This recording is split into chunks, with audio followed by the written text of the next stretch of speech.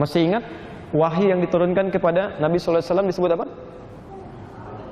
Al-Quran, ya. Baik, Al-Quran, tugas Nabi menyampaikan ini, ya. Kita ambil diantaranya Quran surah kedua ayat 129.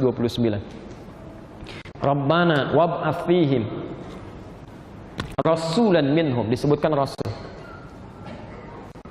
Apa tugas rasul? Yatslu alaihim ayatika, menyampaikan ayat-ayatmu, ya. Maaf, isi Quran disebut apa? Ayat, kan? Al-Baqarah berapa ayat? Ali Imran berapa ayat? Kan? Al-Ikhlas berapa ayat? Jelas di sini? Baik. Jadi Rasul ketika diutus berfungsi menyampaikan. Pertama menyampaikan. Jadi nggak boleh menyembunyikan. Jadi nggak ada sifat Nabi yang menyembunyikan ayat. Ini ayat bagus nih, saya simpan dulu ntar besok baru saya sampaikan. Nggak bisa. Jadi begitu turun langsung disampaikan. Ini Al-Quran. Tolong fokus ya, gagal fokus bisa bermasalah di sini. Baik. Ketika disampaikan, ada ayat-ayat yang tidak cukup untuk disampaikan, tapi butuh penjelasan, pengajaran. Makanya diteruskan ayatnya, wa yu'allimuhumul kitab. Kemudian mengajarkan isi kandungan Alkitab itu. Ada perintah solat misalnya kan, wa aqimus sholah, Al-Baqarah 43, disampaikan, tunaikan solat. Ya. Pelan-pelan. Setelah salatnya disampaikan, ayatnya ditegaskan, tunaikan salat, maka tidak cukup sampai sini kata Quran. Wa yu'allimuhumul kitab. Maka Nabi ditugaskan mengajarkan tata cara ibadah ini masih dilakukan. Ya, ajarkan.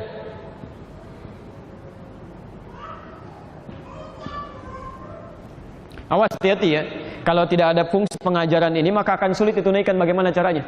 Jangankan sampai lebaran kita, sampai lebaran kuda, lebaran kelinci, akan bisa itu, susah ya. Sekarang ada yang macam-macam aja, ada yang lebaran kuda, lebaran kelinci, lebaran kambing, macam-macam, nggak ada, udah selesai. Ya, lekatkan pada sesuatu yang tepat saja. Ya. Fungsi pengajaran Nabi terhadap ayat-ayat Al-Quran yang menginformasikan petunjuk hidup, maka pengajarannya setiap yang disandarkan pada Nabi disebut dengan hadis. Prakteknya disebut dengan sunnah. Jelas sih? Baik, turun ayat tentang sholat. Nabi menerangkan, keterangan Nabi disebut dengan hadis. Nabi praktekkan sholat tidak? Saya ulang, Nabi sholat tidak? Masya Allah. Berapa waktu? Oh, jangan salah. Awas, hati-hati. 5 waktu itu baru yang standar. Nabi juga sholat sunnahnya. Nabi sholat tahajudnya. Nabi sholat mutlaknya. Nabi sholat duhanya. Masya Allah. Nabi dijamin masuk surga? Dijamin. Punya sifat maksum? Punya. Orang baik atau tidak? Baik. Takwa atau tidak? Masya Allah. Orang takwa, orang baik dijaga dari kesalahan, terjamin surganya. Jangankan sholat fardunya, tahajud dijalankan, duha dijalankan, rawatib dijalankan, mutlak dijalankan. Baik. Ada Nabi Rasul di sini? Tidak ada. Ada ahli surga di sini? Ada orang paling takwa di sini? Masya Allah, ada orang bukan Nabi, bukan Rasul, surganya belum jelas, bukan orang takwa, tidak terkait dengan nilai-nilai kebaikan yang tadi disebutkan. Jangankan sholat yang 5 waktunya, gitu kan? Atau bahkan yang sunnahnya, yang 5 waktu masih bermasalah. Baik. Cita-cita masuk surga bersama Nabi. Baik, ketika Nabi praktikkan berubah menjadi sunnah maknanya, as-sunnah. Ya. Maka di sini kemudian ada ajakan untuk kita dalam beraktivitas dalam kehidupan mengambil petunjuk Al-Quran, melihat praktek Nabi SAW atau minimal petunjuk pengajarannya. Maka muncullah kemudian bahasa, ayo kita kembali kepada Al-Quran dan Sunnah. Ayo kita pelajari Al-Quran dan Sunnah. Jadi ketika mempelajari Al-Quran dan Sunnah itu kewajiban orang beriman, bukan hanya berlaku bagi golongan tertentu. Ya, tidak tepat kalau Anda katakan misalnya, oh ini Quran Sunnah ini hanya golongan ini. Yang lain apa? Nggak bisa gitu kan? Jadi semua orang beriman mutlak akan mengambil petunjuk dari sini. Ya. Ambil dari Qurannya, lihat caranya bagaimana Nabi mengerjakan. Ya. Jelas di sini? Baik. Bapak Ibu sekalian, sekarang yang lebih penting lagi. Bagaimana cara Nabi mengajarkan tuntunan Al-Quran dan mempraktekkan dalam As-Sunnah ini sehingga sesuai dengan praktek-praktek yang diinginkan oleh Allah Subhanahu wa taala yang berlaku bagi umatnya. Kita lihat pelan-pelan. Satu, saya agak cepat sini. Rasulullah sallallahu alaihi wasallam, ya, ini perjalanan fikih. Jadi segala ketentuan yang tadi disampaikan yang kita praktekkan hukumnya disebut dengan fikih. Jelas di sini? Baik. Sekarang lihat Rasulullah SAW menyampaikan ajaran Islam, Al-Quran tadi, dan menerangkan, ya, pertama kepada sahabat. Ya, kita bisa lihat dulu. Pertama kepada sahabat. Sahabat itu siapa? Oh, baik, ya, kita turunkan dulu. Sahabat, saya ulang. Sahabat adalah orang yang satu hidup semasa dengan Nabi. Oh, syarat ini mesti ada. Kalau tidak ada, salah satu gugur nama sahabatnya. Hidup semasa dengan Nabi SAW. Yang kedua, melihat Nabi. Karena ada orang yang hidup semasa tapi tidak bisa melihat Nabi karena keterbatasan tertentu. Ya, maaf, melihat itu dalam kondisi maksudnya hadir bersamanya, ada di hadapan. Ya, seperti Uwais Al-Qarni, hidup semasa dengan Nabi, tinggal di aman di koran tapi tidak bisa melihat Nabi. Itu bukan sahabat. Ketiga, beriman kepada Nabi SAW sampai ia wafat. Kalimat ini penting, sampai ia wafat. Karena ada yang beriman kepada Nabi SAW, maaf, ya, ini tidak terpenuhi unsur yang terakhir. Ya, ketika nabinya wafat, tiba-tiba dia memproklamirkan sebagai seorang nabi, seperti Musailamah Al-Kadzdzab. Ada yang beriman kepada Nabi, maaf, gitu kan? Dia wafat duluan dibandingkan dengan Nabi, tapi imannya tidak serius. Seperti Abdullah bin Ubay bin Salul, ya. Maka ini pun tidak disebut dengan sahabat. Nah, isi Al-Quran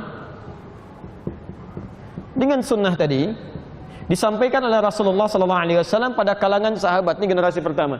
Ya, diajarkan, bahkan mula-mula itu tidak mudah diajarkannya. Ya, ada di satu tempat di rumahnya Arqam bin Abi Arqam. Sekarang ada di bagian Bukit Safa, ya, yang dilakukan sa'i di dalamnya. Baik. 40 orang belajar pertama kali disebut dengan as-sabiqun al-awwalun. Di situ ada Abu Bakar As-Siddiq, ada Umar, kan? Ada Utsman, kemudian ada sahabat-sahabat yang lainnya. Ada 40 orang dikenal dengan as-sabiqun al-awwalun. Perhatikan, pengajarannya itu sifatnya langsung. Jadi hampir jarang dan hampir tidak ditemukan yang menulis, paling beberapa orang, gitu kan. Di sifatnya talaqi. Sampaikan, terima, sampaikan, terima. Begitu ada ayat Quran disampaikan, kemudian ya sebagian atau keseluruhannya kemudian mulai menangkap, dihafalkan. Ya, 1-2 orang paling yang menulis, kan? Demikian seterusnya. Nabi mengajarkan salat, tidak ada yang menuliskan. Kitab salat tidak ada. Ya, semuanya hanya melihat, praktekkan, kerjakan seperti itu. Disampaikan pada generasi-generasi setelahnya. Ya, ketika Nabi SAW kemudian wafat, ya, saya ulang, ketika Nabi SAW mulai wafat, maka sahabat mulai menyebar. Ya, pergi mengajar. Ada yang pergi ke Yaman, bahkan sebelumnya ada yang diutus oleh Nabi langsung ke Yaman untuk melihat-lihat, ya, seperti Mu'adz bin Jabal dengan Abu Musa Al-Asy'ari. Ya, setelah Nabi wafat, maka beraktivitas di sana. Ya. Ada yang Masya Allah, maaf, ke wilayah Afrika tuh. Ya, ada seperti Muawiyah, masuk ke Mesir, ke Libya, bahkan sampai tukang cukurnya Nabi. Itu saya sempat tinggal di Libya cukup lama, sampai 5 tahun. Itu sampai ada salah satu tempat, ya, dimakamkannya sahabat Nabi yang biasa mencukur Nabi. Itu ada di wilayah Tripoli itu. Ya. Sampai kemudian ada yang sampai ke Syria, kan? Ya, Muawiyah sampai ke sana. Ada yang sampai ke Irak. Ya, Irak itu bukan bagian dari Arab. Irak itu Persia, ya, Persia. Cuma sekarang dimasukkan dalam wilayah Arab karena menggunakan bahasa Arab di dalamnya. Baik. Jadi menyebar sahabat Nabi SAW mulai menyebar ke tempat-tempat yang berbeda. Ada yang ke Yaman, ada yang ke Irak, Masya Allah. Ada yang ke Afrika, ada yang bahkan nanti sampai ke Eropa, gitu ya, ya, ke Spanyol dan sebagainya. Bahkan ada yang ke Nusantara sebagiannya. Ada, Sa'ad bin Abi Waqqas itu pernah ikut ekspedisi, ya, menggunakan salah satu kapal dari Ethiopia itu sampai ke wilayah Baros, 414 km dari wilayah Medan itu. Ya, nanti sebagian turunannya kita tanggal 1 sampai tanggal 4 ada ta'lim sekitaran Pantura, nanti kita jelaskan turunan-turunan itu. Ya. Nah, teman-teman sekalian, saya teruskan dulu sebentar. Ketika para sahabat ini mengajarkan ke wilayah-wilayah yang berbeda, mulai menyebar, atau bahkan orang-orang datang sendiri ke Madinah, ya, sebagian datang ke Mekah. Orang-orang yang belajar kepada sahabat ini karena tidak bisa bertemu dengan Nabi, Nabinya sudah wafat, kan? Atau dalam kondisi tertentu disebut dengan tabi'in. Saya ulang, disebut dengan apa? Tabi'in. Fokus, sebentar, fokus. Tabi'in ini Ya. Tidak semua punya sifat yang sama dengan kemuliaan dan kekuatan hafalan sahabat. Ya. Jadi ada yang bisa menangkap langsung dengan mengingat, tapi tidak sedikit orang-orang yang tidak mudah mengingat, sehingga dia harus menuliskan apa yang diingat itu sebagai gambaran atau acuan saat dia mempelajarinya. Mulai misalnya mengajar di wilayah Afrika, masuk ke wilayah Mesir, ya, Mesir itu Afrika. Ya. Ada yang ke Libya, ada yang ke Tunisia, ya, sebagian sudah mulai mencatat. Ya. Sama misalnya mengajar ke wilayah Yaman, ada yang mulai mencatat. Ya. Di sini ada yang mulai mencatat. Ya. Turunkan dulu Rasul, sahabat, tabi'in. Karena sudah mulai ada yang mencatat, maka Masya Allah, ya, catatan-catatan itu bisa dikumpulkan, kemudian dikodifikasikan, ya, dibuat satu himpunan, dibuat satu turunan. Jadi pada masa ini, khususnya di awal masa ke tahun kedua Hijrah, ya, tahun kedua Hijrah kisaran sampai 200 Hijriah. Ya. Tolong lingkari tanda ini ya, sampai dengan 200 Hijrah. Saya ulang, sampai dengan 200 Hijrah. Maka muncullah ulama-ulama saleh yang selain punya kekuatan untuk mengingat, juga punya kemampuan untuk menuliskan. Ya. Di antara mereka ini ada 4 bintangnya, ya, yang paling unggul. Jadi mereka tidak hanya menulis, ya, tapi juga punya kekuatan daya ingat yang luar biasa, dan mereka kumpulkan ingatan-ingatan itu melalui tulisan-tulisan mereka. Ya. Di antara mereka siapa saja? Saya coba hadirkan. Ya, fokus ke sini supaya langsung kelihatan bahannya. Perhatikan ya, lihat sini.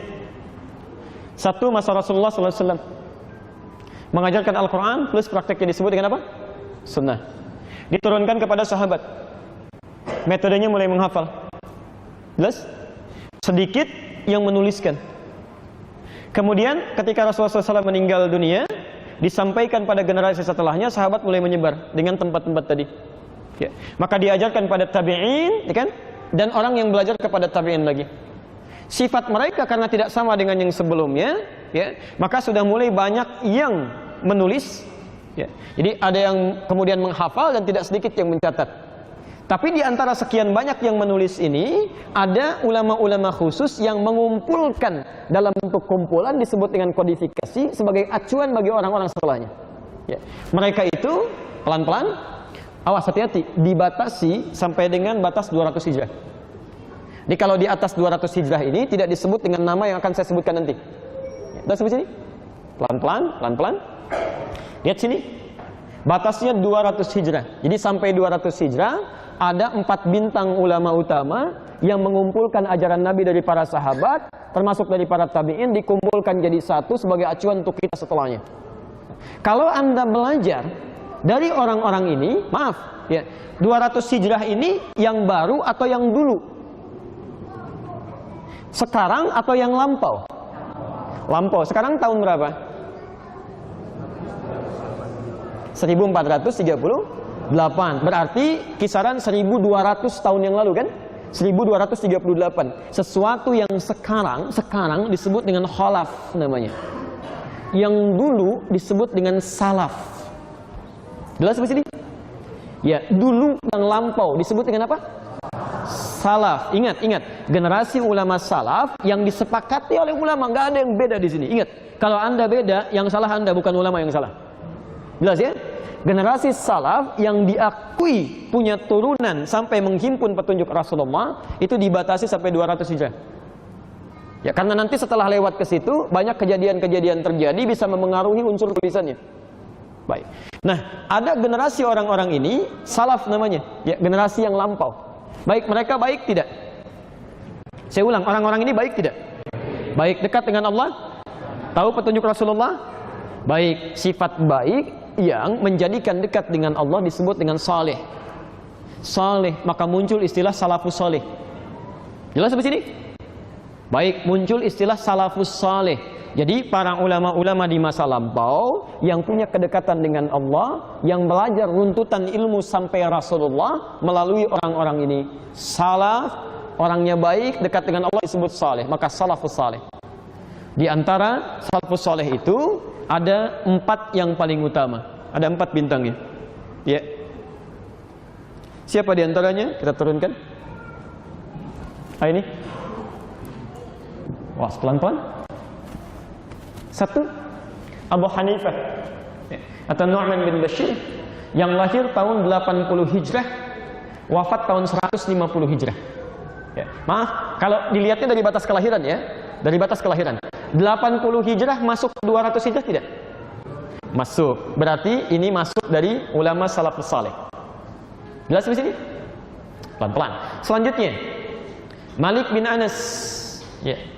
Malik bin Anas, beliau lahir 93 Hijrah dan ini tidak pernah meninggalkan Madinah. Ya, selalu di Madinah dari lahir sampai wafatnya 179 Hijrah. Dia tidak pernah meninggalkan Madinah sampai dikenal dengan Imam Darul Hijrah, imamnya Madinah. Baik, 93 Hijrah itu masuk dalam kisaran 200 Hijrah? Masuk. Masa ini juga bagian dari salafus saleh. Ketiga, Muhammad bin Idris Asy-Syafi'i, nama kakek ketiganya Asy-Syafi'i. Lahir 150 Hijrah, lahirnya di Gaza, wafatnya di Mesir, ya, di Gaza. Baik, 150 Hijrah masuk dalam kisaran tadi? Masuk ya, maka beliau pun salafus saleh. Ya. Kemudian yang keempat ini Imam Ahmad bin Hanbal, muridnya Imam Asy-Syafi'i. Lahir tahun 164 Hijrah, masuk dalam kisaran ya? Masuk, ini pun salafus saleh. Nah, teman-teman sekalian, perhatikan ya, perhatikan. 4 ulama ini punya keunggulan dibanding ulama yang lainnya karena selain menghafal dengan ingatannya yang sangat kuat, juga menuliskan semua tuntunan-tuntunan tadi di kitab mereka. Ya. Jadi jalur kita kalau ingin belajar, misal dari Nabi Shallallahu Alaihi Wasallam yang tadi ini, ya. Kalau anda ingin belajar Al-Quran dan Sunnah, ya, mustahil anda keluar dari ajaran yang dibawa oleh 4 ulama ini. Pasti akan lewat sini. Ya. Baik, saya mau katakan begini, pelan-pelan, perhatikan. Ayo kita kembali pada Al-Quran dan Sunnah. Quran diturunkan pada siapa? Rasulullah SAW. Baik. Sunnah dari siapa asalnya? Rasul. Saya mau tanya, pernah ketemu Rasul? Di mimpi? Mimpi aja belum pernah. Bagaimana bisa mengambilnya? Maka anda harus mengambil dari orang-orang yang mengkodifikasikan sumber dari Nabi itu yang bisa kita terima sampai sekarang. Dari mana sumbernya? Semua turunan ini berasal dari sini, ya kan? Ini sahabat mengajarkan pada tabi'in, tabi'in kemudian menuliskan, ada generasi tadi, bintangnya yang 4 ini. Jadi mustahil ada orang-orang yang langsung belajar dari Rasul kecuali lewat yang 4 ini. Jelas di sini? Baik. Nah, semua 4 ulama besar ini dengan segala keistimewaannya, insya Allah kami punya nanti koleksinya dari 4 ini, menerangkan perjalanan hidup mereka sampai bagaimana mereka belajar, sampai kekuatan hafalannya, sampai karya-karyanya. Ya, dan setiap edisi 1 kitab khusus. Ya, kalau anda mau baca saya pinjamkan, insya Allah boleh berbahasa Arab. Ya, baik. Ini 4 ulama ini menuliskan semua kumpulan-kumpulan pelajaran yang tersambung pada Nabi dengan jalan yang terang. Ya, jalan. Ya, kan kita mau belajar ke Nabi lewat ini ya. Ini yang paling terang jalannya. Jalan yang terang yang menyampaikan pada tujuan itu disebut dengan manhaj namanya. Manhaj. Wah, ini di bahasa kita ya. Tolong fokus di sini. Oke. Jadi, ketika orang-orang ini menjadi acuan kita untuk belajar, membawa semua yang berasal dari Nabi, maka ajaran-ajaran yang dari Nabi ini yang dihimpun lewat mereka disebut dengan manhaj namanya. Ya, manhaj ini. Tadi orang-orang ini disebut dengan apa? Masih ingat? Salaf kan? Maka di sini ada istilah manhaj salaf. Orang-orang yang mengikuti manhaj ini, ya, sejalur dengan ini sampai ke ujungnya, kemudian bermuara kepada Rasulullah SAW, maka orangnya disebut dengan salafi. Tambah i di ujungnya. Ya. Jadi kalau mengikutkan orang pada sesuatu tertentu, gampang. Kalimat ujungnya ganti dengan i. Indonesia itu negara. Orang Indonesia diikutkan ke Indonesianya, a-nya ganti pakai i. Indonesia jadi Indonesia. Baik, Malaysia. Malaysia, Amerika. Ameriki, Filipini, Tunis, Tunisi, Aljazair, Aljazairi. Masya Allah, gampang ya. Yang bekas-bekas, bukan, itu jangan ngarang ya. Baik. Baik. Sekarang lihat, salaf, ini ulama-ulama ini, ya, termasuk yang sezaman dengannya. Manhajnya kita ikuti, maka saat diikuti tambah i di ujungnya, salafi. Kalau maaf, yang mengikuti ini, yang belajar ini satu orang atau dua orang? Banyak orang. Kalau banyak, gampang. Rumusnya mudah sekali. Bahasa Arab itu gampang. Tinggal tambah un di depan, di ujungnya. Un. Muslim satu orang. Kalau banyak kan? Muslimun. Mukmin? Mukminun. Shaim? Gampang. Ya, shaim laki-laki. Kalau perempuan tambah di ujungnya. Shaimah perempuan. Kalau banyak kan? Shaimun. Salafi satu orang. Kalau banyak kan? Salafiyun. Jadi orang-orang yang belajar dari runtutan ini seluruhnya itu pasti salafi. Mustahil ada yang bukan salafi. Di salafi itu bukan istilah khusus atau bukan nama khusus untuk golongan tertentu, aliran tertentu, kelompok tertentu. Semua orang Islam pasti salafi. Ya. Bapak salafi ya? Bukan Pak, saya Doni. Iya, nama Bapak Doni, ya. Cuma Bapak pasti ambil jalur ini pasti nih. Pasti gitu ya. Nah, jadi teman-teman sekalian, tidak ada yang tidak salafi, pasti salafi. Dan jangan juga mengatakan kepada orang, wah ini manhajnya bukan salaf nih. Lalu apa? Ustadz Adi kayaknya bukan salaf nih. Lalu apa? Memang bukan gitu kan? Cuman manhaj yang saya ambil, orangnya bukan salaf, saya Adi gitu kan?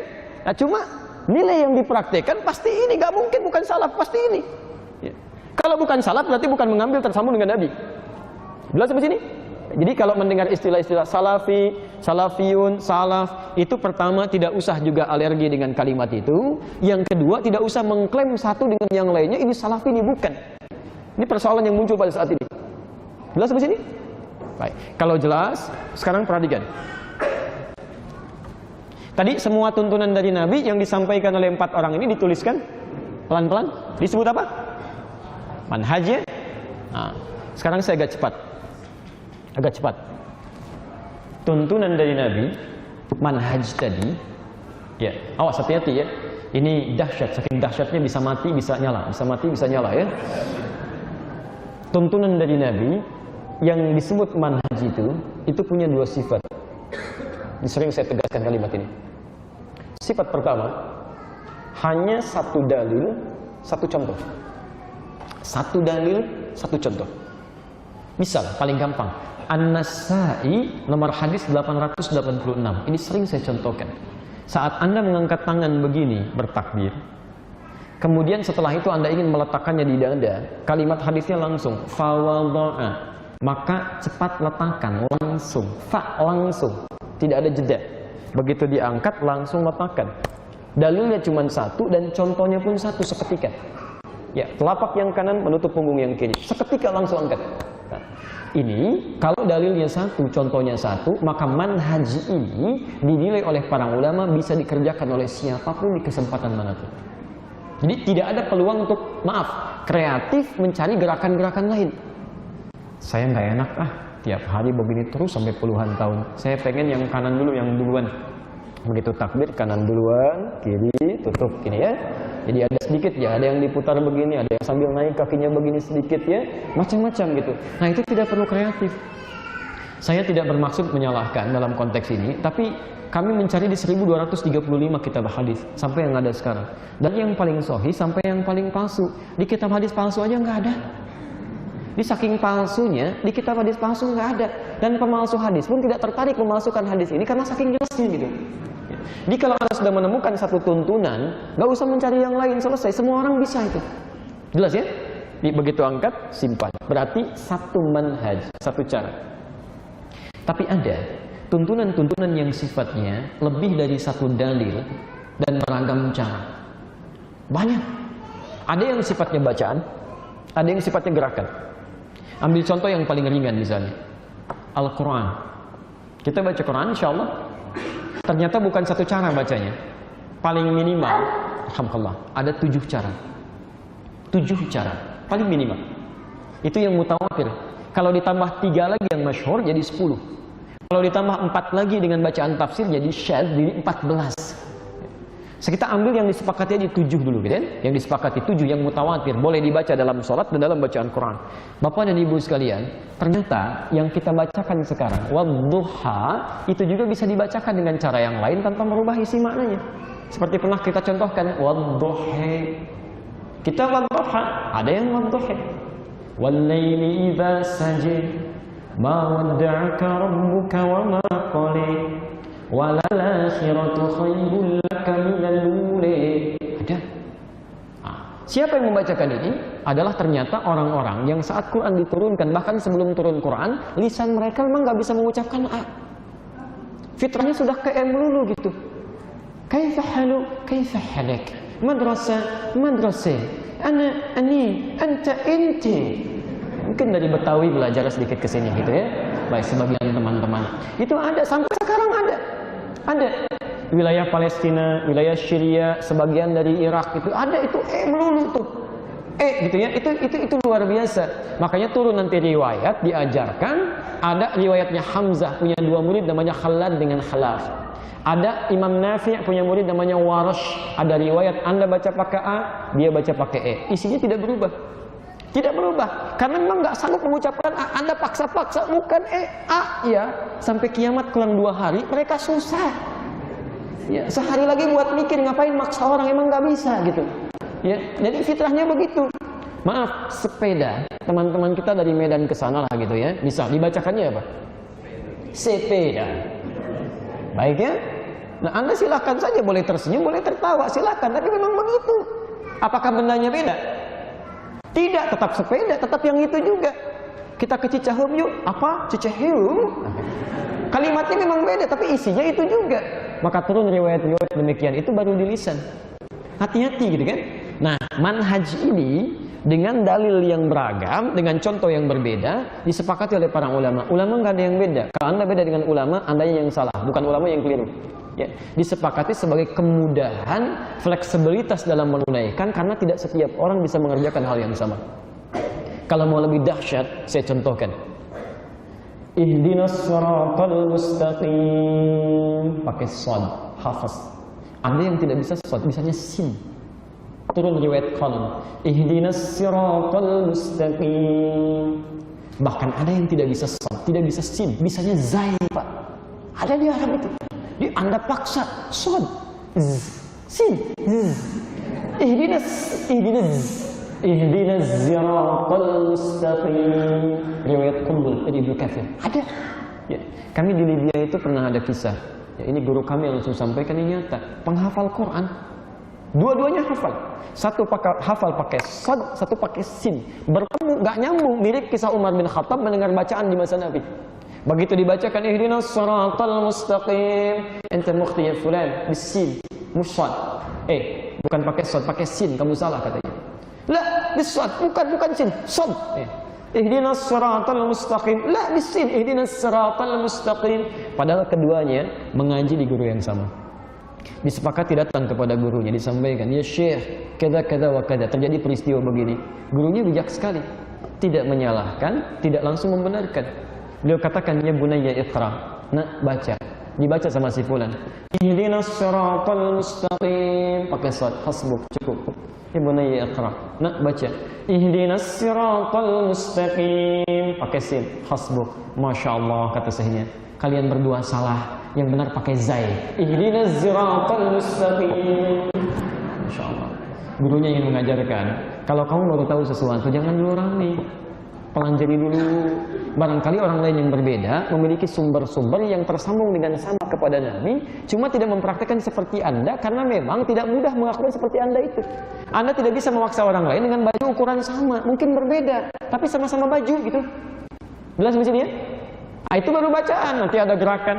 Seperti pernah saya sampaikan, ada yang mau sujud itu kan, ada yang pakai lutut duluan, ada yang pakai telapak tangan duluan. Dua-duanya itu petunjuk kemudahan.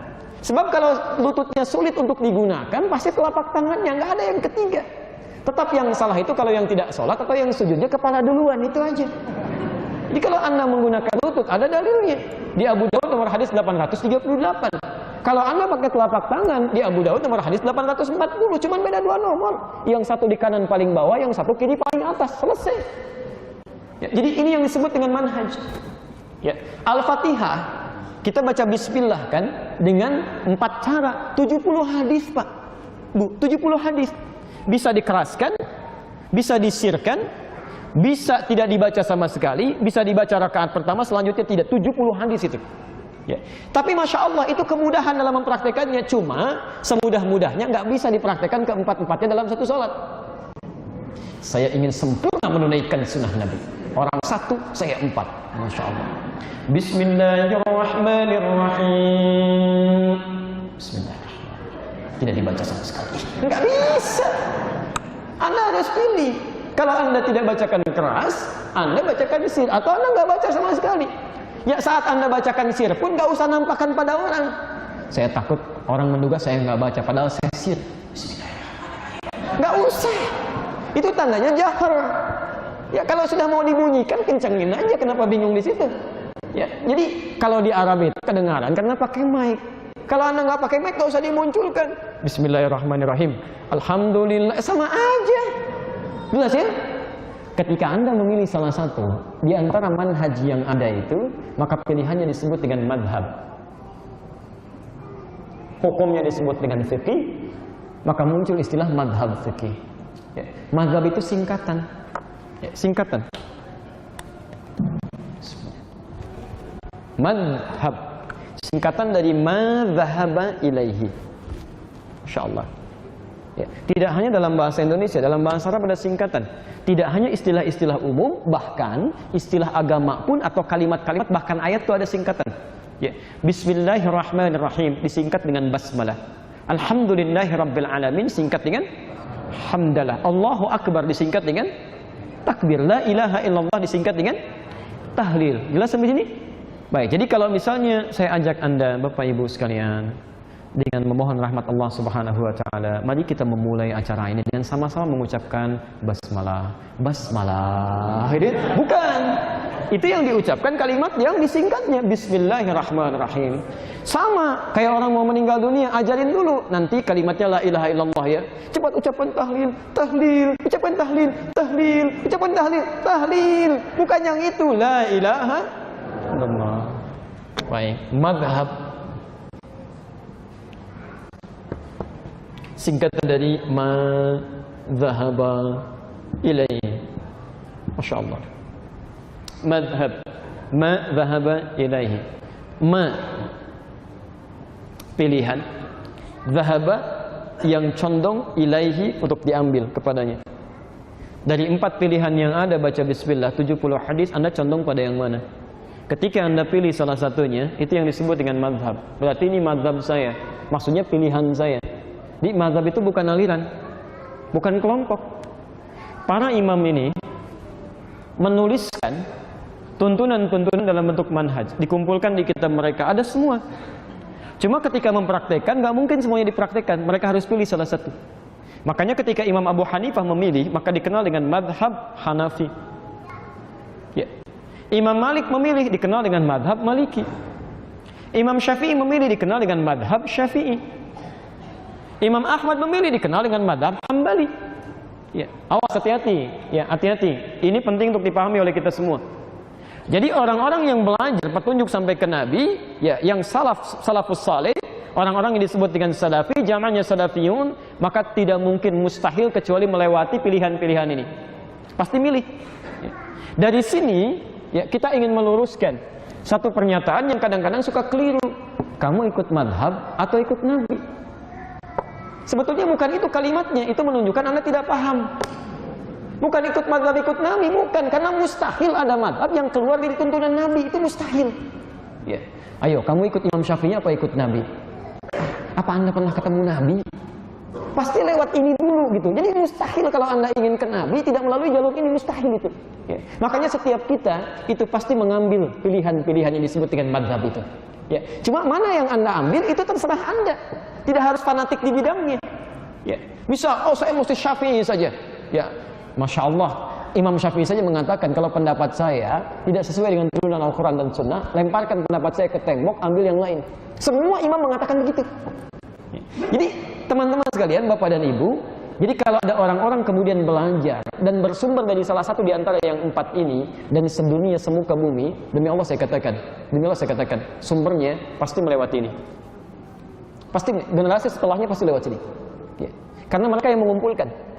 Hanya persoalan memilih yang mana, itu kita tidak bisa paksakan. Ya. Nah, yang jadi persoalan, imam-imam ini kemudian mengajarkan pada generasi setelahnya, sehingga muncul murid-murid yang berikut ini. Ini sampai ke masa sekarang. Ya. Kita berakhir di sini ya, insya Allah. Imam Hanafi Abu Hanifah Nu'man bin Bashir punya murid namanya Abu Yusuf, ya, dengan Asy-Syaibani. Murid terakhirnya sekarang Ad-Dahlawi di wilayah Pakistan, Asia Selatan, Pakistan, India. Jadi kalau Anda belajar ke wilayah Pakistan, ke India, itu pasti akan menemukan konsep Hanafi di sini. Ya, konsep Hanafi. Maaf, misal dalam Fatihahnya tidak membaca basmalah, akan langsung. Subuhnya pasti nggak pakai kunut, pasti itu. Ya. Dan ada turunan-turunan yang lainnya. Tahiyat yang menggunakan iftirash, itu Hanafi. Cina juga Hanafi, Asia Timur. Ya. Dan mereka perempuannya cenderung Jumatan. Ya, cenderung Jumatan, dan disediakan tempat khusus untuk Jumatan. Ya, jadi Jumatan sunnah bagi perempuan, tapi sunnah yang dimuliakan. Itu diantara madzhabnya Hanafi. Ya. Ini Asia Selatan. Jadi kalau ada alumni-alumni Pakistan, alumni-alumni India, pada umumnya pasti mengalami hal-hal dari madzhab Hanafi. Maliki punya murid namanya Ibnu Wahab. Ya. Punya murid lagi Suhni. Punya murid lagi ini, Masya Allah, yang sekarang terakhir Ar-Rabiti. Ya. Kami alhamdulillah belajar langsung dengan Syekh Ar-Rabiti. Itu Masya Allah, Pak. Matanya nggak bisa melihat, Pak. Saking banyaknya bacaan yang dibacakan dan doa-doanya, sampai membuat matanya buta. Ada ulama banyak rajin baca sampai buta mata. Anda mata dipakai lihat apa sampai hari ini? Tapi Allahu Akbar, kalau kami belajar dengan beliau itu, satu kali kitabnya masih ada sampai sekarang. Ya, di rumah itu kita bacakan. Itu Masya Allah. Iqra, kata beliau, baca. Teman kami baca. Begitu membaca berhenti. Kes, kata beliau, berhenti. Hiya nuqtah laysat fassilah. Itu titik, bukan koma. Kata teman kami, Syekh, fassilah. Syekh, ini koma, tidak, itu titik. Itu cetakan yang mana itu? Cetakan sekian. Oh, itu keliru. Bandingkan dengan cetakan ini, itu kan ada di halaman sekian, paragraf sekian, baris sekian, huruf yang kesekian. Syekh Ar-Rabiti. Itu saya, Masya Allah, sering kali menangis kalau lihat beliau itu. Ulama luar biasa, tawadhu'nya gitu kan. Masya Allah bacaan-bacaannya, tapi hikmah kedalaman jiwanya itu luar biasa. Ya, itu yang paling kami ingat, Syekh Ar-Rabiti ini. Kami belajar langsung dari beliau nih, fikih Maliki. Ya. Imam Malik tidak pernah keluar dari Madinah. Selalu ke situ, ngajar di situ sampai wafatnya. Dan orang-orang belajar dari situ menyebar kembali. Ya. Kebanyakan di Afrika Utara. Ya, terutama dari mulai Libya, Tunisia, ke Aljazair, ke Maroko, ya, nyebrang sedikit ke Italia, Spanyol, Perancis, itu rata-rata Maliki. Kalau Fatihah nggak baca Bismillah. Kalau sholat tangannya ke sini. Ya, jadi tidak semua yang begini langsung Syiah, tidak. Ada tanda yang lainnya. Ya, ada hadis yang begini, ada, tidak semuanya Syiah. Ya, Syiah itu nanti berbeda dalam aspek yang lain. Ya, jadi hati-hati kalau sedang ke Mekah, gitu kan, di Masjidil Haram tiba-tiba ada orang berdiri begini, jangan diajak ngobrol. Ngapain Mas? Masya Allah. Biarin aja gitu kan, tiba-tiba Allahu Akbar ini. Baik, dan nggak ada kerjaan itu, nggak ada kerjaan. Ya, kami pernah pertama datang ke Libya, awal-awal ada teman kami sedang berdiri di masjid begitu. Saya lama nggak jumpa dia gitu kan, cari-cari nggak ada. Saya nggak tahu apa yang dia kerjakan berdiri begini kan. Saya datang langsung saya sapa. Kayaknya halak enak deh. Apa kabar? Kemana aja kamu? Allahu Akbar, tiba-tiba dia ruku deh. Nah itu diantara di Afrika ya. Baik, kemudian selanjutnya, awas hati-hati. Nah, begitu ditanya hilang ya. Baik, Asy-Syafi'i. Ya, Asy-Syafi'i. Allahumma shalli ala Muhammad. Ini luar biasa, bintang yang sangat terang, ulama yang ilmunya sangat dalam, ya bukan orang-orang di zamannya saja. Proyektor sekarang disebutkan namanya langsung hilang, tek gitu ya. Saking dahsyatnya. Imam Syafi'i ini, Bu, lahirnya di Gaza, Pak.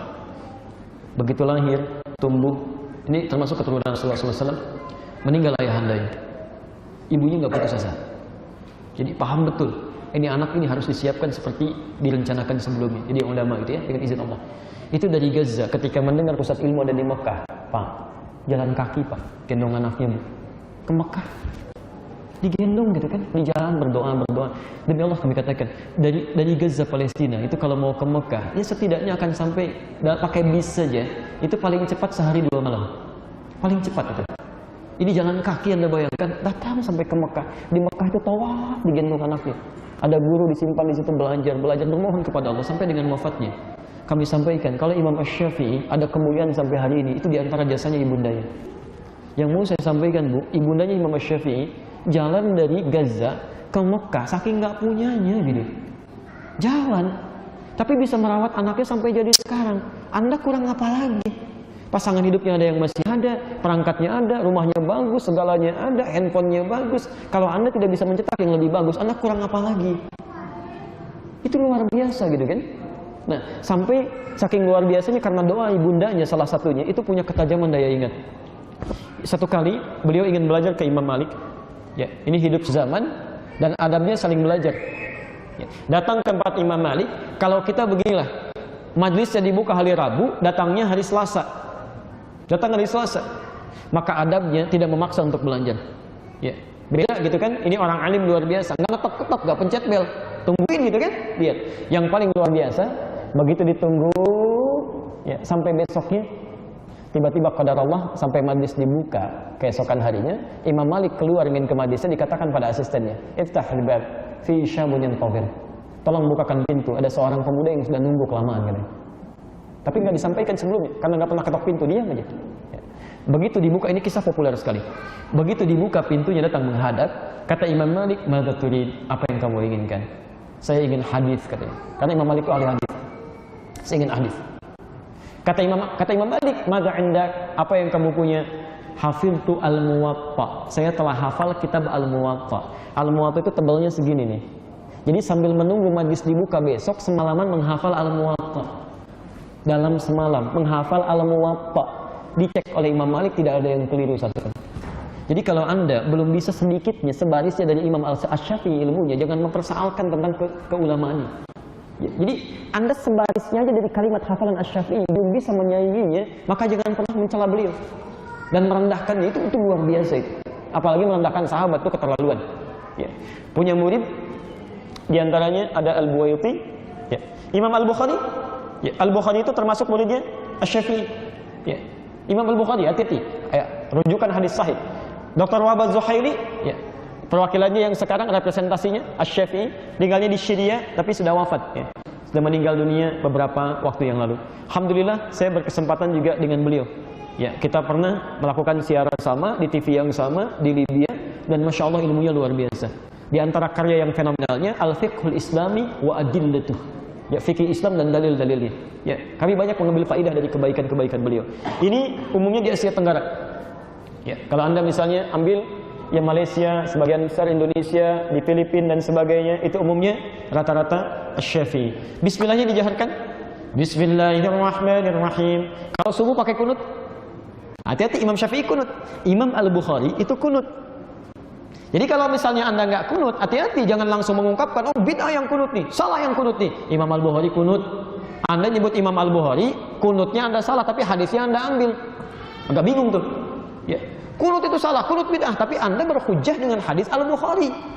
Ya, belajar dulu, gitu kan, cek dulu. Termasuk yang tidak kunut pun jangan dipersoalkan, punya dalil juga. Jangan-jangan Anda ambil sesuatu yang tidak Anda ketahui. Jadi kita pelajari dulu ya. Nah, sekarang Imam Ahmad bin Hambali punya murid Al-Athram, termasuk Syekhul Islam Ibnu Taimiyah, ya, Ibnu Qayyim Al-Jauziyah, termasuk Syekh Al-Albani. Jadi Syekh Al-Albani pun bermadhab, madhabnya apa? Hambali.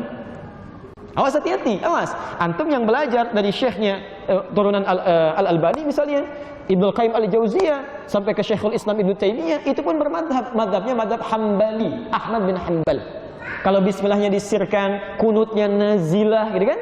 Baik, dalam keadaan Anda salat 2 rakaat, duduknya menggunakan iftash, kan? Itu Hambali. Itu Hambali. Jelas sampai sini? Ya. Kemudian menyebarnya di mana? Di wilayah Teluk Saudi dengan Mekah dan Madinah. Jadi kalau ada teman-teman alumni dari Madinah, pasti itu Hambali. Ya. Dari Mekah Ummul Qura juga Hambali. Dari Abu Dhabi, ya, dari Qatar itu Hambali. Ya, itu Hambali sekitaran itu. Sekarang Indonesia. Ambil yang mana? Di sini berakhir kajian kita. Orang tua kita itu luar biasa. Kejar semua katanya. Masya Allah. Ada yang ke Pakistan belajar. Tidak sedikit pulang dari situ mulai master sampai doktor, gitu kan? Ada yang ke Afrika Utara, ada yang ke Mesir dengan Al-Azharnya, ada yang ke Libya dengan Jamiah Dakwah Islamiyahnya, ada yang ke Tunisia dengan Zitunanya. Zituna lebih duluan dibandingkan Al-Azhar. Ya, ada yang kemudian Syafi'i, ada yang ke Syria belajar Syafi'i itu. Ya, Mesir juga Syafi'i umum di situ. Ada yang kemudian ke Madinah, ada. Masya Allah. Ada yang ke Mekah, ada. Hambali itu. Semua oleh orang tua kita dipelajari. supaya saat pulang ke tempat masing-masing, semua ilmu-ilmu ini bisa diterapkan dalam kehidupan kita. Cuma ya umumnya ketika pulang, nggak bisa diterangkan semuanya dulu. Pasti akan apa yang dipelajari itu yang disampaikan. Maka misal, orang Bandung bisa belajarnya ke Pakistan. Orang Jakarta belajarnya ke Mesir. Orang Padang belajar misalnya ke Libya. Misal saja ya. Sementara misal orang Surabaya belajarnya ke Madinah. Pulang ke tempat masing-masing mengajarkan yang diajarkan. Yang dari Madinah bismillahnya disirkan. Yang dari Mesir dijaharkan. Yang dari Pakistan nggak dibaca sama sekali. Diajarkan itu. Yang jadi persoalan muridnya main-main. Main dari Surabaya ke Jakarta. Begitu main, diimami oleh orang Jakarta. Bismillahirrahmanirrahim. Bidah ini. Salah ini. Di situ mulai muncul masalah. Nah, teman-teman sekalian, sebetulnya sesungguhnya yang ada itu kedalaman kita untuk mempelajari semua ini. Jadi kita boleh memilih di antara yang ada ini sebagai kenyamanan untuk kita tunaikan sama-sama salaf dengan manhaj yang sama, dengan jalan yang sama. Tapi kalau di luar ketentuan Al-Quran dan Sunnah dengan konsep ini, itu yang kita tinggalkan. Itu bukan salah. Itu bukan yang benar. Jadi kalau masih ada dalam frame ini, itu saudara. Ya. Dia nggak usah mempersoalkan satu dengan yang lainnya. Jangan karena satu dijaharkan, satu disirkan. Lantas Anda, Masya Allah, saya bingung ya. Terus terang saya, bingung memahaminya. Zaman Nabi nggak pernah terjadi, zaman sahabat tidak, zaman tabiin tidak, zaman ulama pun tidak yang soleh-soleh. Kenapa bisa terjadi gara-gara bismillah dijaharkan, disirkan, jadi meninggalkan masjidnya? Jadi nggak saling sapa, jadi nggak saling kenal. Tadinya berkenalan baik, saling silaturahim, tiba-tiba sekarang jadi nggak terus sapa. Ya. Nah ini yang penting untuk dihadapkan. Anda ini mau kembali pada Quran dan Sunnah atau mau pada bikin kelompok? Ya kecuali kalau mau pada bikin kelompok, silahkan saja. Cuma itu tidak baik, gitu kan? Kalau nggak sama dengan kelompok saya berarti itu bukan salaf. Bukan karena salafnya, Anda yang tidak paham. Ya, jadi jangan sampai perbedaan-perbedaan yang satu manhaj ini menjadikan silaturahim di antara kita termasuk pergaulan kita menjadi tidak menentu. Itu nggak bagus, nggak baik itu. Ya. Saya beberapa hari-hari kebelakang ini seringkali mendengar kalimat-kalimat yang sebetulnya tidak perlu ditampakkan gitu ya. Ya. Bukan hanya pada level murid-murid, ya pada guru-gurunya juga harus kembali bersilaturahim. Kenapa sih nggak bisa kumpul sama-sama? Kita tinggal di tempat yang sama, ayo kita ngobrol nih. Ya, Anda mau nyampaikan apa? Kalau umat ada begini, butuh masalah nih. Oh, masalahnya seperti ini, ayo sampaikan dengan teduh. Berarti solusinya begini. Kalau berbeda, Anda sampaikan, kita pilih yang ini ya. Cuma kalau teman kita pilih yang ini, dalilnya seperti ini. Itu akan lebih indah dibandingkan Anda mengatakan, cuma ini yang benar, yang lain salah. Itu masalah nantinya. Ya. Saya pertama datang dari Indonesia, sampai ke Bekasi, itu disebut Ustadz Bid'ah. Karena ngajarnya pakai batik, Rasul ngajar pakai jubah katanya. Nah, ini jadi ini luar biasa gitu kan. Tapi kita paham bahwa maaf kalimat itu disampaikan. Maaf bukan karena salah, karena belum paham. Yang belum paham ini bukan dimarahi. Jadi kalau ada orang-orang seperti itu pun respon yang lain jangan saling marah. Ya, respon kita saling menyatukan gitu. Oh, ini mungkin belum paham. Yang belum paham dipahamkan, diberitahu dengan kelembutan. Jadi mohon jauhi perpecahan yang tidak penting dilakukan. Termasuk jauhi celaan-celaan yang tidak bermanfaat. Ya. Tapi kita harus sepakat. Tuntunan kita Al-Quran dengan Sunnah. Ada di frame yang ini, kita kerjakan. Keluar dari sini, kita tinggalkan. Jelas di sini? Ya. Awas hati-hati, saya sebelum ke sini, kami di Libya, itu mengajar. Saya tanya murid saya salah satu ketika presentasi, kami kasih tugas saat pulang ke Indonesia. Kamu pergi kemana? Ke daerah ini katanya. Bagaimana responnya? Pertama kali saya tanya, Ustaz, di sini Islamnya berapa persen? 95% Pak. Alhamdulillah katanya. Ah, yang 5%-nya apa? Muhammadiyah, Pak. Jadi ada sesuatu yang harus diedukasi di masyarakat karena belum tahu gitu kan. Ini ada hubungan dengan ormas. Ya, mohon maaf, Imam Al-Bukhari itu bukan NU. Ya, karena NU belum ada sejak zaman itu. Ya, kalau kunut itu berarti NU. Imam Syafi'i NU, Imam Ahmad Muhammadiyah. Enggak ada hubungannya. Ya, jelas di sini ya? Baik. Gak apa-apa, ya, sampai kaget juga di belakang situ. Baik, ini teman-teman sekalian, ini yang mau saya sampaikan. Nah, sekarang saya tutup. Untuk memahami semua ini, paham dalam bahasa Arab disebut dengan fikih. Ya. Kalau ada tuntunan yang berbeda, tapi ujungnya sama, disebut dengan ikhtilaf. Ikhtilaf itu perbedaan-perbedaan yang melahirkan kemudahan dalam prakteknya. Maka ilmunya disebut dengan fikih ikhtilaf. Nah, ada ilmu itu disebut dengan fikih ikhtilaf. Ini nanti satu saat kalau kajian kita bersambung di tahun yang akan datang, kita akan belajar. Nanti kita berikan contoh-contoh. Ini benar kehidupan rumah Nabi. Ya. Ada mataharinya di silau langsung hilang gambarnya. Baik. Pelan-pelan ya. Bismillah. Nanti ada pokok-pokok pembahasan yang bisa kita tampilkan. Ini denah kehidupan rumah Nabi sallallahu alaihi wasallam. Beliau dilahirkan ini ya.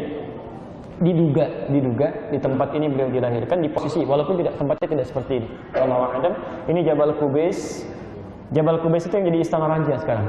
Ini Hotel Zamzam di sini. Ini istana raja yang ini nih. Ya. Ini Jabal Qubais itu dari sejak dulu itu simbol kekuasaan. Di siapa yang punya kuasa dia menegaskan di atas tempat ini. Ini ada tiang listrik satu di sini. Ya. Ada satu lagi di sebelah sini. Kelihatan? Bu, ini tiang listrik yang ini nih, kelihatan? Nih, satu lagi yang ini kelihatan? Oh hebat, ibu saya aja nggak lihat. Insya Allah. Ini nggak kelihatan bu di fotonya. Ibu harus datang langsung gitu kan? Nggak kelihatan, demi Allah saya katakan nggak lihat saya yang ini nih. Yang ini emang ada, yang ini enggak. Ya, cuma agak aneh, ibu aja yang lihat di sini aja, di tempat lain nggak pada lihat juga. Ya, nggak tahu pada makan apa. Kemudian ini Masya Allah, ini pagi kami ambil sekitaran jam 7 waktu sana. Kita foto langsung ya, foto langsung. Itu ternyata Masya Allah matahari terbit di atas sini. Dan bulan pun ketika bersinar itu tepat di atas rumah ini. Di siang malam tempat rumahnya Nabi itu penuh dengan cahaya. Penuh dengan cahaya. Dan kalau Anda telusuri, ini nggak ada kaitan dengan hukum syariat ya. Tapi barangkali kita bisa tangkap isyarat-isyarat kebaikan. Tapi jangan dihubung-hubungkan. Jangan dihubung-hubungkan. Cuma kita melihat ada sesuatu yang indah. Ini sinar matahari. Kalau bersinar di sini di pagi hari, sinarnya ke sini tuh, lurus. Nanti yang ikut umrah insya Allah tanggal 15 saya akan tunjukkan tempatnya. Ya. Ini ada sinar ke sini lurus, bisa kelihatan sinarnya ini. Ya. Betul, kalau ini kelihatan. Ya. Agak aneh kalau Anda nggak lihat ya. Ini kelihatan. Ini agak-agak terang nih. Ini kan beda dengan yang ini, beda kan? Ada terang. Ini kalau ditarik garis lurus terus ke sini, itu turunnya langsung ke tangga, langsung masuk ke bambu salam, tembusnya ke Hajar Aswad. Makanya sunnah untuk tawaf. Kalau masuk pertama kali kita ingin umrah, ingin haji, sebetulnya kalau sudah daerahnya tenang, pembangunan sudah selesai, sunnahnya lewat sini. Turun ke sini ada tangga ke bawah, masuk ke satu pintu disebut bambu salam. Itu kalau Anda masuk lewat situ, langsung ke tempatnya sofa, tempat sa'i, itu tembusnya langsung ke Hajar Aswad. Jadi nggak usah belok-belok lagi, langsung lurus. Anda tahu apa yang terjadi? Masya Allah, bambu salam, bab pintu salam keselamatan. Jadi ketika Nabi dilahirkan, ditarik garis lurus langsung nyambung ke Ka'bah. Jadi kalau Anda ingin bermanhaj sesuai pemilik Ka'bah Allah Subhanahu wa taala, maka ikuti petunjuk Nabi sallallahu alaihi wasallam, lurus. Maka di situ salam Anda dapatkan. Allahu a'lam, tapi itu keindahan yang bisa kita rasakan. Ini ya. Nanti ada kaidah untuk belajar fikih ikhtilaf, ya ada beberapa macam-macam, ya. Ada kemudian teori-teori yang bisa kita pahami. Nah ini termasuk nanti ada materi-materi yang bisa kita bahas. Saya berikan pada Anda, silahkan saja bebas, tidak ada apapun yang menyertainya. Kalau ingin kopi silahkan kopi, silahkan kemudian tebarkan kembali. Kalau ada kekurangan silahkan koreksi, kalau ada kebenaran silahkan diamalkan. Di kajian kita hari ini ya membahas tentang pedoman berkehidupan dengan kesimpulan kita semua adalah umat salafi yang dimaksudkan mengikuti tuntunan Rasulullah SAW yang tersumber dari Al-Quranul Karim. Itu yang pertama. Yang kedua, maaf, salafi itu bukan kelompok tertentu, tidak terkhusus pada jamaah tertentu, tapi bagi setiap muslim yang belajar sesuai dengan tuntunan yang benar. Yang ketiga, semua tuntunan ini disebut dengan manhaj yang harus dipelajari lewat madhab. Pasti akan lewat di situ. Itu bukan kelompok, bukan aliran, tapi adalah pilihan yang bisa diamalkan dalam kehidupan. Jelas di sini? Baik.